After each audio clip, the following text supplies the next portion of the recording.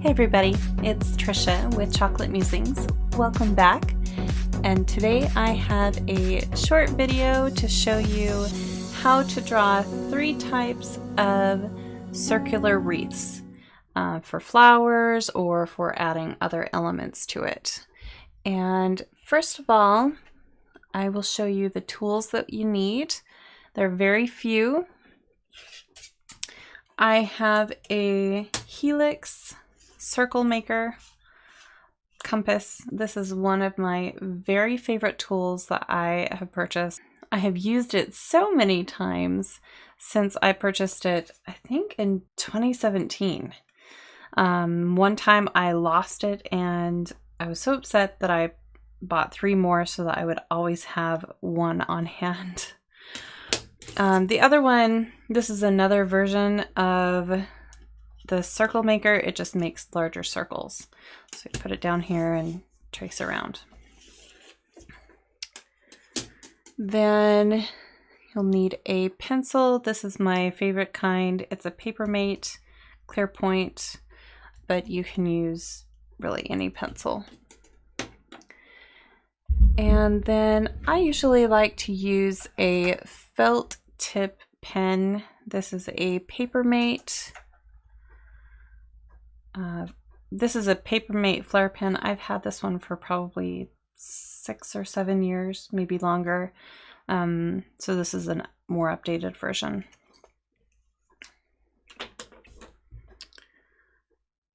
Or you can use really any pen. It's just a ballpoint pen, it would work too.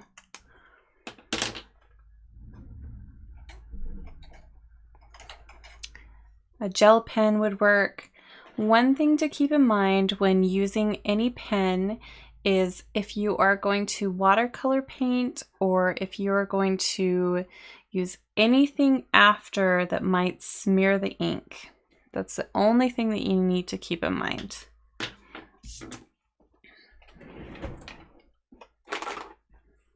If you're worried about archival or being able to use watercolor or markers over the top of your ink, then use something that's archival ink.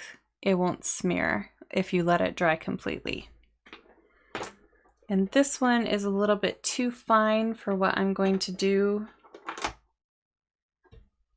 So I'd probably use a 03, which is a 0.35 millimeter. So for the first one, it's really easy. Put the circle down, and I always make a mark with my pencil at the 0 point. So if ever I have to come back to it, I can. So you can see the little mark here.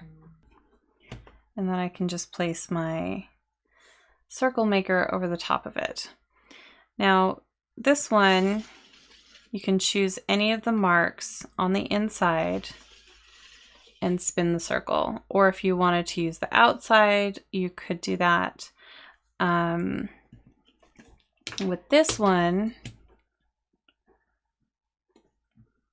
you choose something on the outside and you can make larger or smaller circles.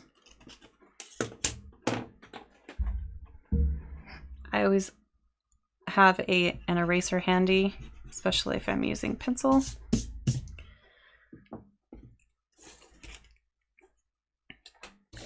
So for the first type of circle, I'm just going to place my circle compass, my circle maker, whatever you want to call it, down, and then use my pen to create the circle. And normally I would do this with a pencil just to lay it out, but I wanted to show you with a pen so that you could see what was going on. And then you choose the size of the circle, and I think I will do this size. And sometimes I like to make a mark on the plastic and then I can just rub it off later, but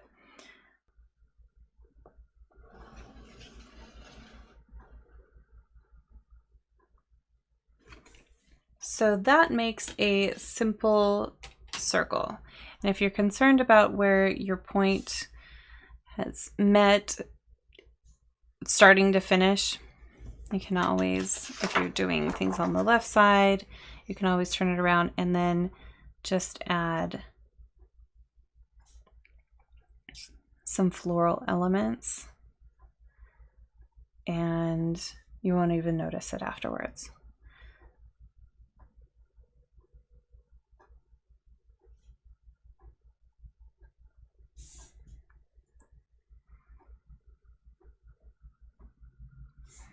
There is a start for a floral wreath. And this one, you could just do leaves, or you could add in other elements. I tend to draw everything in pencil before, so I can lay things out, see where the leaves need to go underneath petals or on top, that type of thing. So, but for this demonstration, I decided just to do in pen so that you could see what it looks like.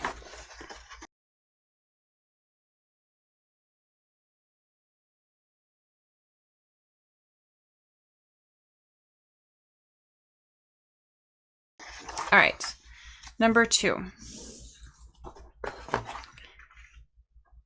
Using the same tool, put my center mark here, and I'll use the same circle.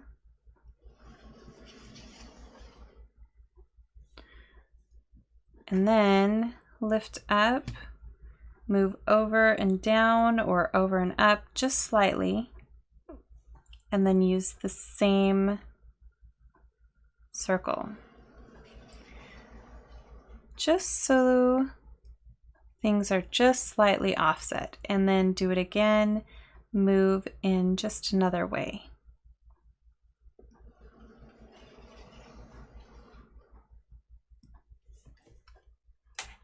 Okay, so now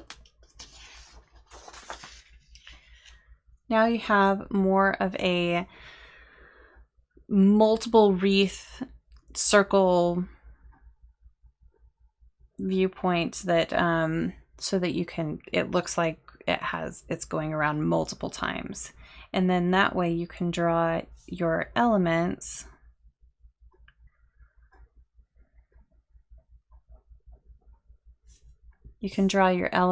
coming off of a variety of different circles here.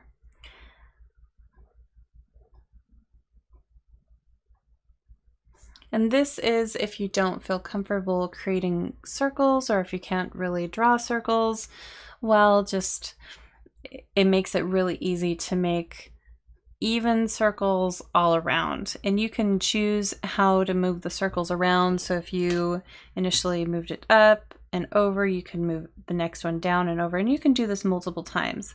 And because I know where my center mark was, my little pencil mark there, I can add more if I wanted to. So I've got another one, and I'd move this over, so you can see that you can make several different designs with them.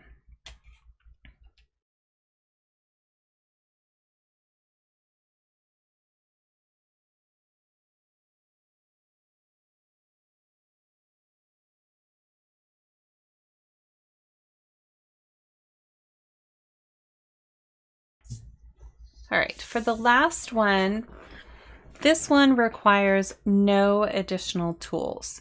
It just requires a pen. So what you're going to do on this one is going to draw a freehand circle. Get the back of one of my papers.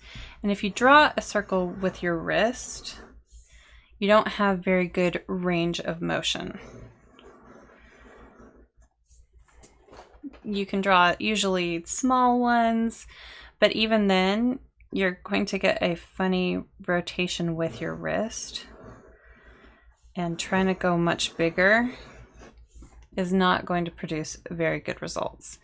So I'm letting you know that this will take some practice, and don't expect it to come out perfectly the first time.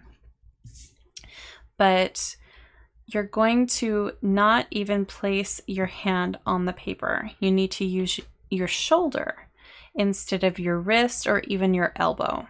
So the entire movement of drawing the circle comes from your shoulder. And it feels strange to start with, but use your shoulder to draw the circle. And with this, because I don't like to keep my hand on the paper so I don't rely on my wrist, I usually hold the pen a little bit higher.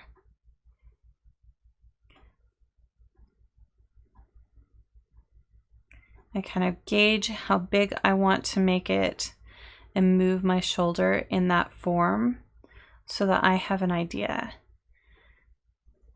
And these are going to be more imperfect circles. They're going to be more organic.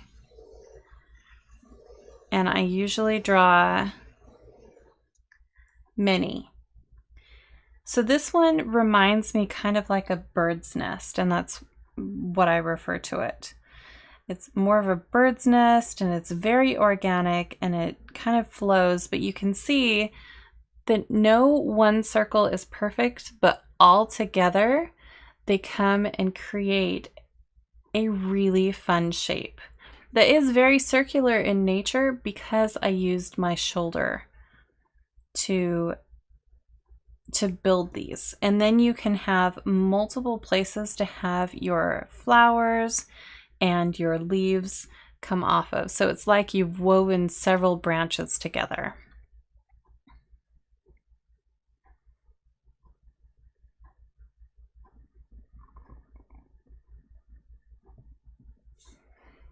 So then you can add your elements after.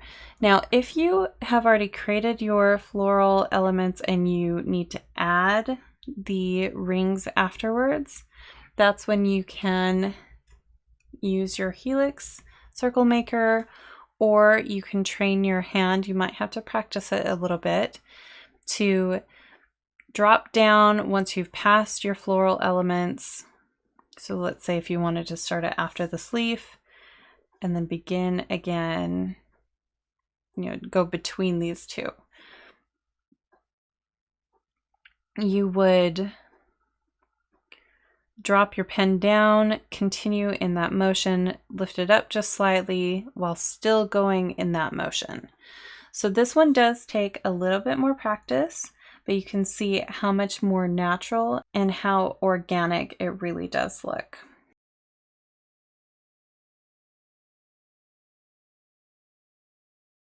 I hope I've given you some ideas and some inspiration on how to create different floral wreaths. Let me know what you think in the comments below, and if you'd like to see any other short tutorials on how to create your own designs.